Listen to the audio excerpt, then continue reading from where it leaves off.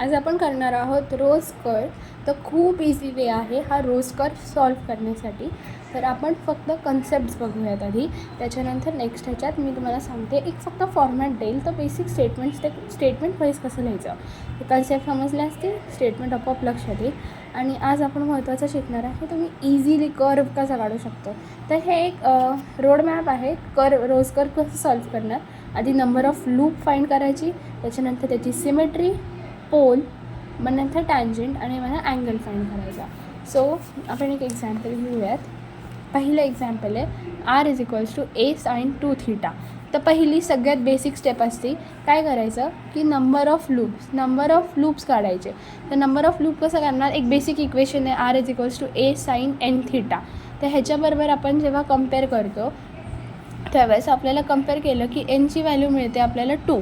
मग आता 2 हा एक इव्हन नंबर आहे. जर nची व्हॅल्यू एक इव्हन नंबर आली तर नंबर ऑफ लूप किती असतात, 2nच्या इक्वल असतात. म्हणजेच काय, 2 × nची व्हॅल्यू पुट करायची. nची व्हॅल्यू होती 2, मग ते इथे पुट केली की आपल्याला नंबर ऑफ लूप्स मिळाले 4.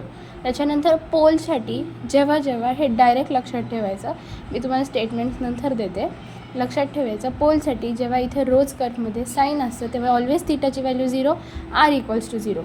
टँजंट काढायची असेल तेव्हा ऑलवेज आरला इक्वल टू 0 घ्यायचं.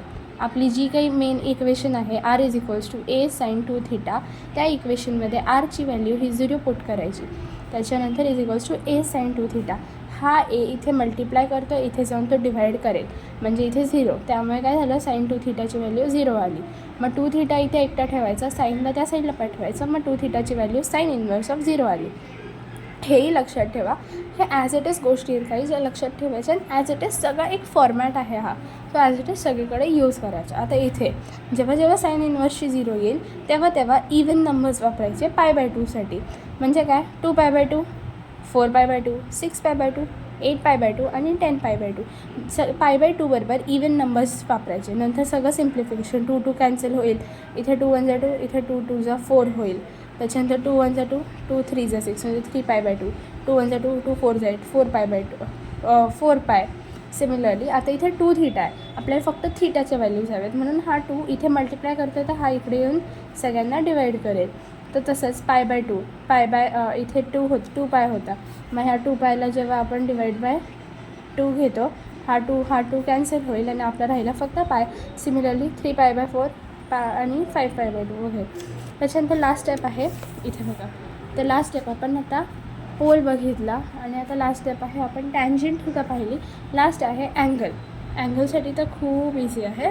ॲंगलसाठी काय करायचं, जी काही इक्वेशन दिलेली आहे r = a sin 2θ, दिलेल्या इक्वेशनला with respect to theta differentiate करायचं. dr/dθ = a × sin θचं डेरिव्हेटिव्ह cos 2θ आणि 2θचं डेरिव्हेटिव्ह 2, आणि ह्याला उलटं करायचं. dθवर घ्यायचं, आत dr खाली घ्यायचं. उलटं केलं की दोन्ही साईडला मल्टिप्लाय बाय r करायचं. मल्टिप्लाय बाय r केलं की इथे ही जी r dθ/dr आहे ह्याला आपण tan phi म्हणू शकतो. आणि इथे या rच्या जागी मी काय करेल, rची म्हणजे आपल्याला दिलेल्या इक्वेशनची व्हॅल्यू इथे पुट करेल. मग ह्यातनं a आणि a कॅन्सल होईल. राहतं काय की हे बघा, हा a आणि a कॅन्सल झाला, sin 2θ पण cos 2θ, tan 2θ आणि 1/2 ॲज इट इज झालं. सो एवढं इझी आहे. एक बेसिक फॉर्मॅट परत एकदा इन शॉर्ट सांगते आणि मग आपण बघूयात लूप कसा काढणार, आणि जो खूप इझी आहे. तर पहिली फॉर्मॅट म्हणजे काय, दिलेल्या इक्वेशनला कंपेअर करायचं, एनची व्हॅल्यू निघेल. एनची व्हॅल्यू निघाली, आपण एक फॉर्मॅटच आहे हा. साईन असेल तर थीटाची व्हॅल्यू 0 घ्यायची. टँजंटसाठी r 0 पुट करायच्या दिलेल्या इक्वेशनमध्ये, 2θची व्हॅल्यू थीटाला एकटं ठेवायचं. जेव्हा साईन इन्व्हर्सच्या कंडिशन्स असतील तेव्हा इव्हन नंबर्स π/2 बरोबर घ्यायचे, थीटा एकटं ठेवायचं. ॲंगल काढण्यासाठी with respect to theta differentiate करायचं, त्याला उलटं करायचं, दोन्ही साईडला आरनी मल्टिप्लाय करणार. r dθ/dr माहिती आपल्याला tan phi असतं, आणि इथे आरची व्हॅल्यू सबस्टिट्यूट करून सिम्प्लिफिकेशन करणार. नेक्स्ट आहे कर्व कसा ड्रॉ करायचा. कर्व हा खूप सोपा आहे ड्रॉ करायला. हा कर्व असा येईल. आता हे कसं ठरवलं, असा येईल. हे बघा, ॲक्सिस घ्यायचे, बेसिक ॲक्सिस घेतली तर हे बघा आपल्याला बेसिकली दिलं काय, आपल्या एनची व्हॅल्यू काढायची. एनची व्हॅल्यू काय होती, 2 होती.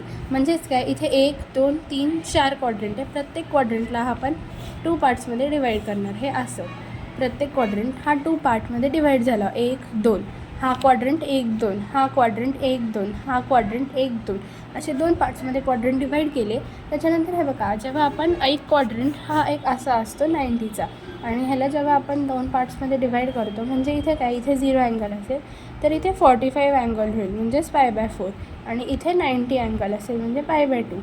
सिमिलरली इथे मी हे लिहिलं आहे 0 अँगल π/4 म्हणजे 45, परत 90, परत इथे 3π/4 4π/4 5π/4 6π/4 7π/4 8π/4 हे सिक्वेन्शियली ऑर्डर द्यायची π/4च्या ह्याच्यात 1 0 1π/4 2π/4 3π/4 अशा.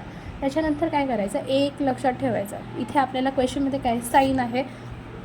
ऑलवेज ही इनिशियल लाईन बोलतात आपल्याला ह्याला. ही जी लाईन असते ही इनिशियल लाईन असते एक्स ॲक्सिसची. ऑलवेज जेव्हा जेव्हा क्वेश्चनमध्ये साईन 2 थीटा 3 थीटा 5 थीटा काही असेल पण साईन असलं की इनिशियल लाईनच्या वरून कर्व स्टार्ट करायचा ड्रॉ करायला. आता हे बघा, इथे ही इनिशियल लाईन आहे ही, तर इनिशियल लाईनच्या वरच्या लाईनपासून मी कर्व ड्रॉ करणार. एक लाईन स्किप करायची, दुसऱ्या लाईनला कर्व ड्रॉ करायचा. एक लाईन स्किप करायची, एक लाईन ही वाली स्किप होणार, इथे कर्व येणार. ही लाईन स्किप होणार, इथे कर्व येणार. लक्षात काय ठेवायचं आहे, जेव्हा जेव्हा साईन येईल इनिशियल लाईनच्या वरून कर्व स्टार्ट होईल, एक लाईन सोडायची, कर्व ड्रॉ करायचा. असे हे 4 लूप्स आले आणि हे ऑलरेडी आपण आयडेंटिफाय केलेलं या क्वेश्चनमध्ये की नंबर ऑफ लूप्स आपले 4 असणार आहे.